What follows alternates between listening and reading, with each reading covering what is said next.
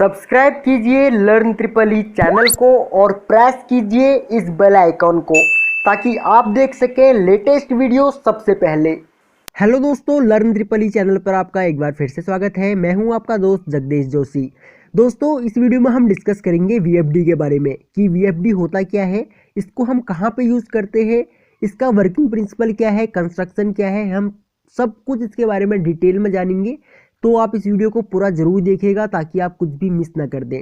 देखिए, वीएफडी एक बहुत इंपॉर्टेंट टॉपिक है, तो इसके बारे में हमें अच्छे से पता भी होना चाहिए, क्योंकि कल को आप अगर इंडस्ट्री में जाएंगे इंटरव्यू देने के लिए या फिर कल को आप इंडस्ट्री में जाएंगे तो आपको पता होना चाहिए कि वीएफडी क्या होता है, इसको हम किस तरीके से इंस्टॉल करते हैं, इसका वर्किंग क्या है, आपको पहले से ही पता होना चाहिए। अगर आपको पहले से ही पता होगा तो ये आपके लिए एक प्लस पॉइंट होगा।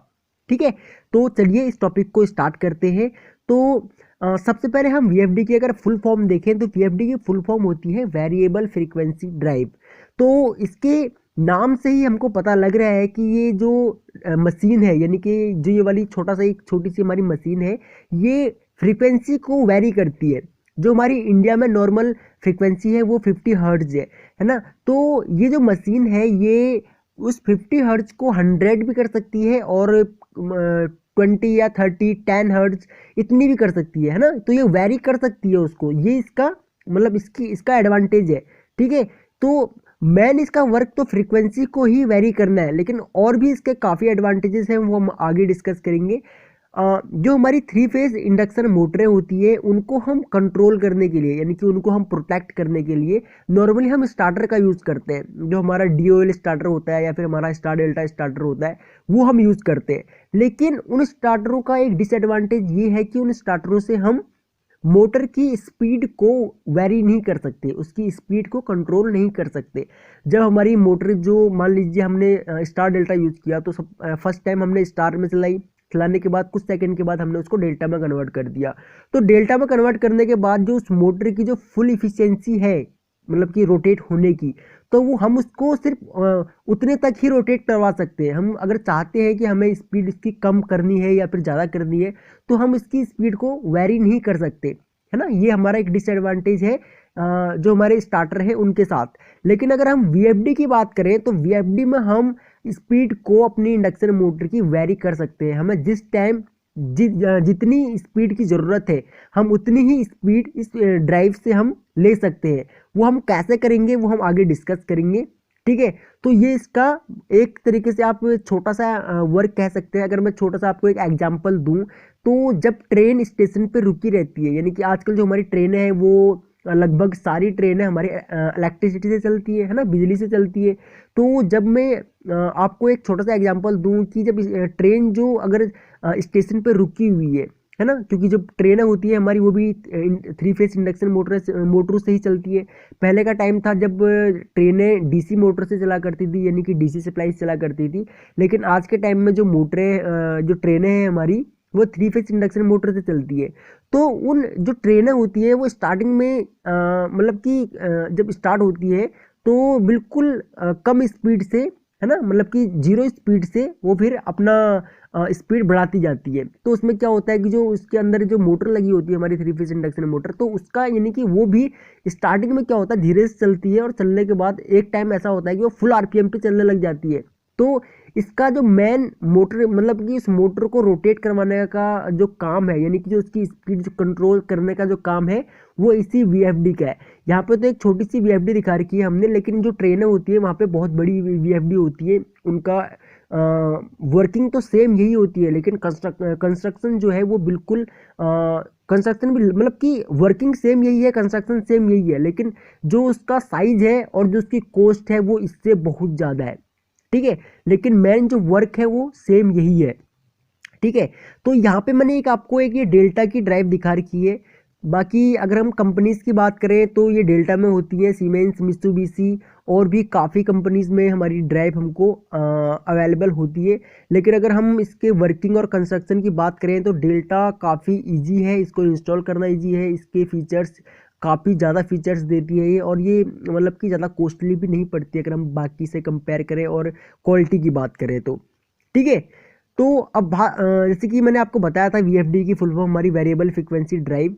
अगर हम इसकी बात करें कि ये वर्क कैसे करता है। तो हम यहाँ पे इसको 3 फेज सप्लाई यानी कि RYB हमने इसको 3 फेज सप्लाई दी, AC सप्लाई।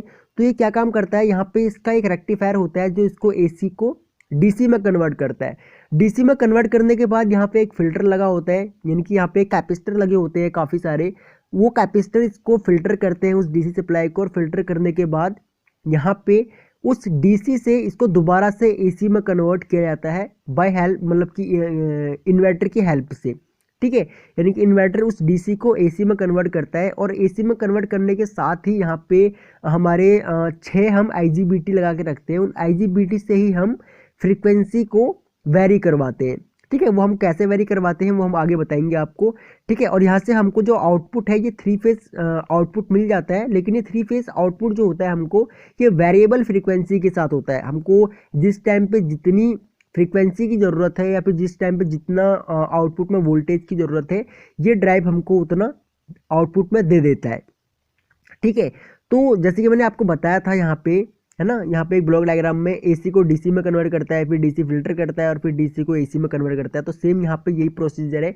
यहाँ पे देखिए, यहाँ पे 6 डायोड लगे होते हैं। ये 6 डायोड AC से, मतलब कि 3 फेज AC सप्लाई को DC में कन्वर्ट करते हैं, और DC में कन्वर्ट करने के साथ ही यहाँ पे एक कैपेसिटर लगे होते हैं, यानी कि काफ़ी कैपेसिटर लगे होते हैं इसमें। और वो कैपेसिटर क्या काम करते हैं, उस DC को फिल्टर करते हैं। फिल्टर करने के बाद यहाँ पे 6 IGBT लगे होते हैं, और 6 IGBT क्या काम करते हैं, इस वेरिएबल जो AC सप्लाई है, ठीक है, उस AC सप्लाई को इन्वर्टर हमारा, DC सप्लाई को इन्वर्टर हमारा AC में कन्वर्ट करता है ना। यहाँ पे जो DC सप्लाई आ रही है, इस DC सप्लाई को इन्वर्टर हमारा AC में कन्वर्ट करेगा, और AC में कन्वर्ट करने के साथ ही IGBT स्विचिंग करते हैं, और स्विचिंग करने के बाद जो हमारा जो फ्रीक्वेंसी है, फ्रीक्वेंसी हमारी ये इन्वर्टर से ही इसको फ्रीक्वेंसी भी वेरी करवाई जाती है। वेरी करवाने के बाद हमारे जो स्पीड है वो कम या ज़्यादा, मोटर की स्पीड जो है वो हम उसको कम या ज़्यादा कर सकते हैं। ठीक है, अगर हम IGBT की बात करें, IGBT के फुल फॉर्म की अगर हम बात करें, तो IGBT जो हमारा है वो है हमारा ये एक स्विचिंग डिवाइस है ना। IGBT हमारा स्विचिंग डिवाइस है। तो IGBT के बारे में मैं एक सेपरेट वीडियो बनाऊंगा, क्योंकि IGBT काफ़ी बड़ा टॉपिक है। अगर हम इसके वर्किंग के ऊपर डीपली नहीं जाएंगे कि किस तरीके से वर्क करता है, मैं एक सेपरेट वीडियो बनाऊंगा IGBT के ऊपर, ताकि आपको और अच्छे से समझ में आ सके। लेकिन यहाँ पे मैं आपको बिल्कुल मोटा मोटा बता रहा हूँ। आई होप कि आपको ये IGBT के बारे में पता लग जाएगा। जो यहाँ पे IGBT होते हैं, इनका काम क्या होता है, देखिए यहाँ पे इसके 3 टर्मिनल होते हैं। ठीक है, ये हमारा यहाँ पे ये गेट होता है।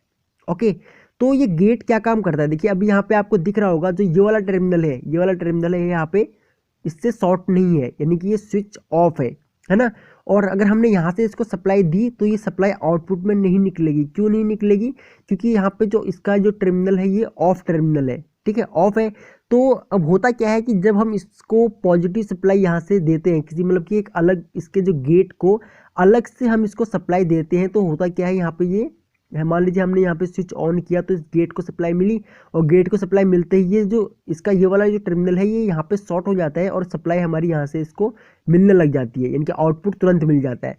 तो होता क्या है कि जब यहाँ पे, यानी कि जब यहाँ पे ये IGBT 3 IGBT ऊपर लगे हुए हैं और 3 IGBT नीचे लगे हुए हैं। 3 इसलिए लगे हुए हैं क्योंकि जो 3 फेज सप्लाई है यहाँ पे 3 फेज सप्लाई आ रही है, यहाँ से सेम हमारी यहाँ से भी आउटपुट आ रहा है ना। यहाँ पे 3 फेज सप्लाई आती है, ऐसे कनेक्ट हो जाती है, देखिए ऐसे कनेक्ट रहती है, और जो हमको आउटपुट मिलता है वो एक यहाँ से, एक इससे और एक इससे, सेम ऐसे करके आउटपुट हमको यहाँ से मिलता है। तो IGBT क्या काम करते हैं, यहाँ पे IGBT 3 IGBT ऊपर के, यानी कि जो ऊपर के IGBT है हमारे, ये देखिए ये वाले IGBT 3 IGBT एक टाइम पे ऑन होते हैं, और 3 IGBT नीचे के दूसरे टाइम पे ऑन होते हैं, यानी कि जब ये ऑन होगा तो ये ऑफ होगा, जब ये ऑफ होगा तो ये ऑन होगा। ठीक है, तो होता क्या है कि जब ये ऑन ऑफ का सिलसिला जब इनका चलता है, तो यानी कि जब 3 ऊपर के ऑन होंगे, यानी कि जब ऑन होंगे, ये यहाँ पे देखिए ऑन होंगे तो फ्रीक्वेंसी इनकी हाई जाएगी, ऊपर जाएगी, ऑफ होंगे तो डाउन जाएगी, ऑन होंगे तो फिर ऊपर जाएगी, है ना, यानी कि फ्रीक्वेंसी बढ़ेगी, और ऑफ होंगे तो नीचे जाएगी। जब ऑफ होंगे तो क्या होगा, ऑफ होने पर नीचे फ्रीक्वेंसी यहाँ से मतलब कि नेगेटिव में जाएगी, और ऑफ होने पे फिर जीरो पे आ जाएगी। नीचे वाले के ऑन होने पे दोबारा से फ्रीक्वेंसी जीरो की तरफ जाएगी, और ऑन होने पे दोबारा से ऊपर की तरफ आएगी। अगर हम इसको एक वेव फॉर्म के थ्रू देखें तो ये एक प्योरली मतलब कि साइन वेव फॉर्म यहाँ पे इसका बन जाता है। ठीक है, तो इस तरीके से जो IGBT के थ्रू हम इनका जो हमारे यहाँ पे ये IGBT लगे होते हैं, इन IGBT से हम इसकी फ्रीक्वेंसी को वेरी करते हैं। हम फ्रीक्वेंसी को वेरी करने के साथ ही हमारा जो 3 फेज इंडक्शन मोटर है, हम इसकी मोटर को स्पीड को इसकी कंट्रोल कर सकते हैं। ठीक है, तो ये था ड्राइव का। और जो इनके अंदर IGBT लगे होते हैं, ये IGBT कुछ इस तरीके के होते हैं। देखिए, ये हमारा एक IGBT है, इसके 3 टर्मिनल है ये वाला। ठीक है, जो बीच वाला टर्मिनल होता है हमारा, ये गेट होता है। किसी किसी IGBT में ये साइड वाले भी हो सकते हैं, तो वो हमको मल्टीमीटर से हम चेक कर सकते हैं। और बाकी यहाँ पे जो इसका डायग्राम है, डायग्राम पे भी दिया हुआ होता है कि कौन सा टर्मिनल हमारा गेट है और कौन सा हमारा सोर्स है, या फिर मतलब एमीटर है, कलेक्टर है, और कौन सा हमारा यहाँ पे गेट है। ठीक है, तो वो भी इन टर्मिनल्स के थ्रू यहाँ पे दिया हुआ रहता है। तो IGBT के ऊपर भी मैं एक वीडियो बनाऊंगा, तो आप उस वीडियो को भी देखिएगा, क्योंकि ये जो IGBT है ये हाई वोल्टेज में स्विचिंग के लिए यूज किए जाते हैं। तो काफ़ी अच्छा टॉपिक है और काफ़ी बड़ा टॉपिक है, तो समझना चाहिए हमको IGBT के बारे में भी। और ड्राइव के ऊपर मैं एक वीडियो और बनाऊंगा, जिसमें मैं आपको इसके कनेक्शन के बारे में भी बताऊंगा कि किस तरीके से इसके कनेक्शन करने हैं, और किस तरीके से हम ड्राइव की जो स्पीड है, यानी कि स्पीड हम इसकी फ्रीक्वेंसी को किस तरीके से कंट्रोल करते हैं, वो भी मैं आपको बताऊंगा। तो नेक्स्ट वीडियो का आप वेट कीजिए। ठीक है, तो आई होप कि आपको ये टॉपिक समझ में आया होगा और आपको पता लग गया होगा कि VFD होता क्या है और किस तरीके से ये काम करता है। अगर आपको ये टॉपिक समझ में आया, या अगर आपको ये वीडियो पसंद आई, तो प्लीज़ आप इस वीडियो को लाइक ज़रूर करें और हमें कमेंट करके बताएं कि आपको ये टॉपिक कैसा लगा या आपको ये वीडियो कैसी लगी, है ना। अगर आप इस चैनल पर न्यू हैं तो आप इस चैनल को सब्सक्राइब कर लीजिए, ताकि आगे भी आप हमारी कोई भी वीडियो मिस ना कर दें। और आप हमारा एंड्रॉयड एप्लीकेशन भी डाउनलोड कर सकते हैं। ऐप का लिंक मैं आपको इसी वीडियो के नीचे डिस्क्रिप्शन में दे दूंगा। तो सिंपली आप उस लिंक को फॉलो करके गूगल प्ले स्टोर से हमारा ऐप भी डाउनलोड कर सकते हैं। ओके गाइस, तो थैंक्स फॉर वॉचिंग। जल्द मिलते हैं अपनी अगली वीडियो में।